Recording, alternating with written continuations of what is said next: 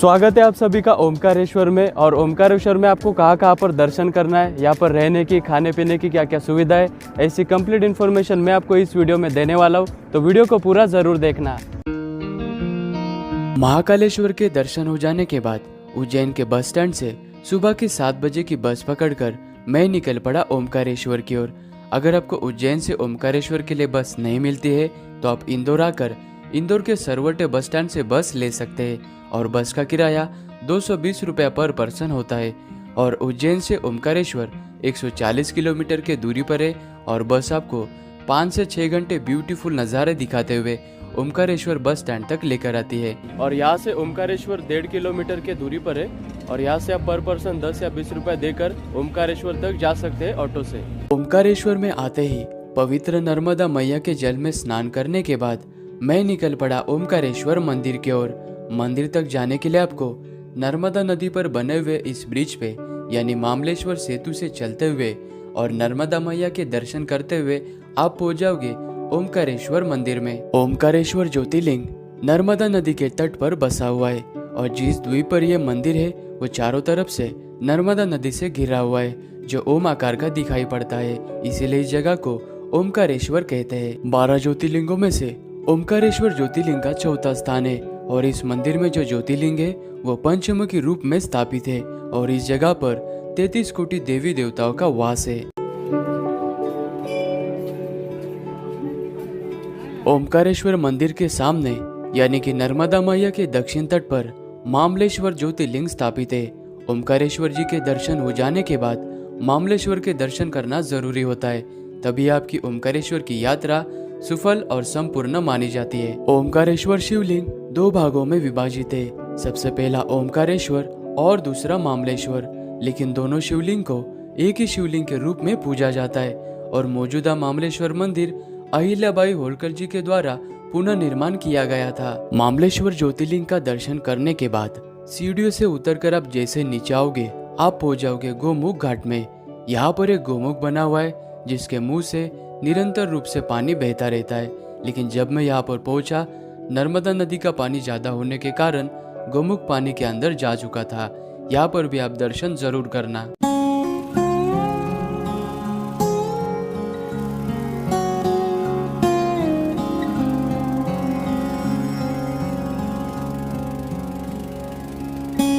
ओमकारेश्वर की यात्रा पर जो कोई आता है वो नर्मदा नदी में बोटिंग एक बार जरूर करता है। ओमकारेश्वर के गोमुख घाट से आपको बोटिंग मिल जाएगी और बोट वाला 4 से 5 पॉइंट आपको घुमाता है और बोटिंग का पर पर्सन 100 से 200 रुपया लिया जाता है, तो यहाँ पर आकर बोटिंग आप जरूर ट्राई करना। बोट से परिक्रमा करते वक्त बोट आपको इस डैम के बिल्कुल पास में लेकर आती है और यहाँ पर आने के बाद बहुत ही बढ़िया नज़ारा आपको देखने को मिलेगा।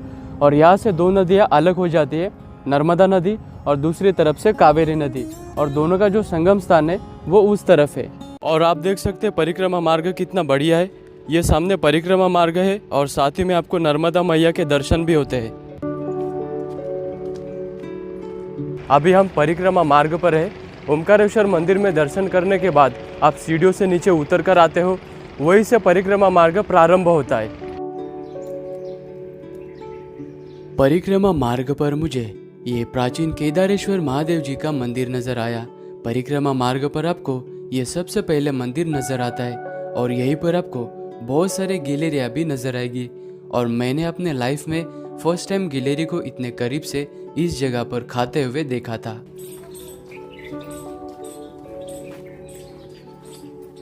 परिक्रमा मार्ग कुल 7 से 8 किलोमीटर का है और इसे आपको तय करने में 1.5 से 2 घंटे का समय लग सकता है।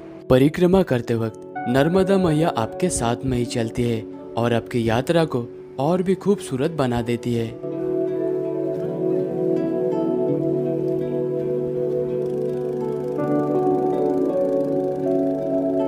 आधा घंटा परिक्रमा करने के बाद मैं संगम स्थान तक पहुंच चुका हूँ। यहाँ पर कावेरी और नर्मदा नदी का संगम स्थान है और मैंने जो आपको डैम के पास में दिखाया था, ओमकारेश्वर डैम के पास में नर्मदा और कावेरी नदी अलग हो जाती है और वो दोनों आगे बढ़ते हुए इस जगह पर आकर मिलती है, इसीलिए इस जगह को संगम स्थान कहा गया है।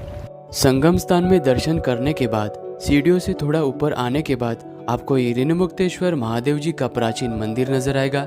यहाँ पर दर्शन करने के बाद ही आगे की परिक्रमा चालू की जाती है। ऋणमुक्तेश्वर मंदिर से लगभग आधा घंटा चलकर आने के बाद आप इस गौरी सोमनाथ मंदिर के पास में पहुंच जाओगे।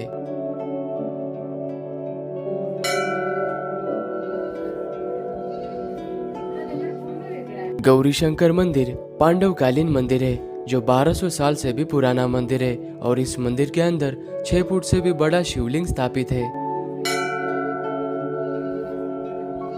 इस मंदिर के अंदर टोटल 2 फ्लोर्स है और सीढ़ियों के ऊपर से जाने वाला रास्ता बहुत ही सक्रिय है। और गौरी सोमनाथ मंदिर पौराणिक एशियन टेम्पल है।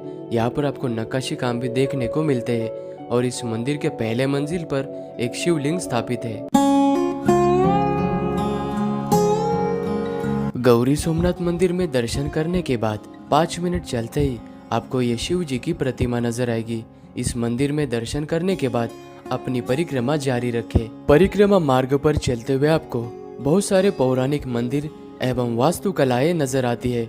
उन्हीं में से एक सबसे खूबसूरत और सबसे अद्भुत मंदिर के पास हम आ चुके हैं, जिसका नाम है सिद्धनाथ मंदिर।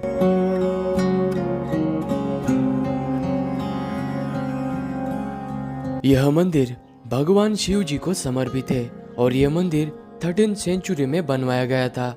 और इस मंदिर तक पहुंचने के बाद आप समझ लेना कि परिक्रमा अभी खत्म होने वाली है, क्योंकि यह मंदिर परिक्रमा के आखिरी छोर पर बना हुआ है।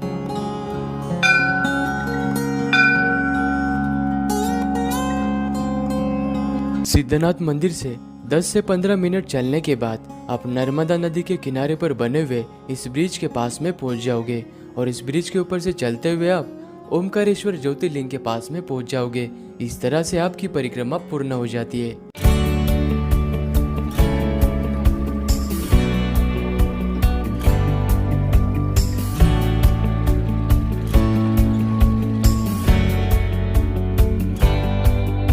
अभी मैं ब्रह्मपुरी घाट पर हूँ और ये ओमकारेश्वर का सबसे बड़ा घाट है और यहाँ पर स्नान करने के लिए बहुत ही बड़ा स्पेस बना हुआ है और सभी यात्रीगण यहाँ से पवित्र स्नान करके ओमकारेश्वर की यात्रा शुरू करते हैं। और यहाँ पर आप देख सकते हैं, देखते ही देखते ये घाट पूरा पानी के अंदर डूब चुका है। जब आप यहाँ पर स्नान कर रहे होगे तो यहाँ पर थोड़ा ध्यान से अपने सेफ्टी का ख्याल जरूर रखना। ओमकारेश्वर में ब्रह्मपुरी घाट पर शाम के 7 बजे नर्मदा मैया की आरती की जाती है, तो यहाँ की आरती में आप जरूर शामिल होना।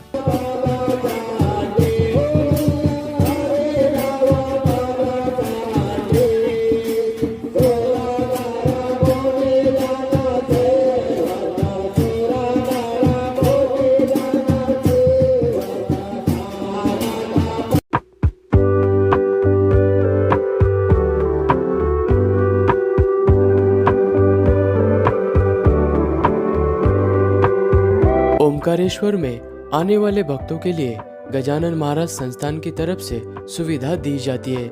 यहाँ पर आपको 350 से लेकर 950 तक एसी, नॉन एसी, कूलर इस तरह के रूम दिए जाते हैं और यहीं पर प्रसादालय बना हुआ है। प्रसादालय में ब्रेकफास्ट 10 से लेकर 20 रुपए में मिल जाता है।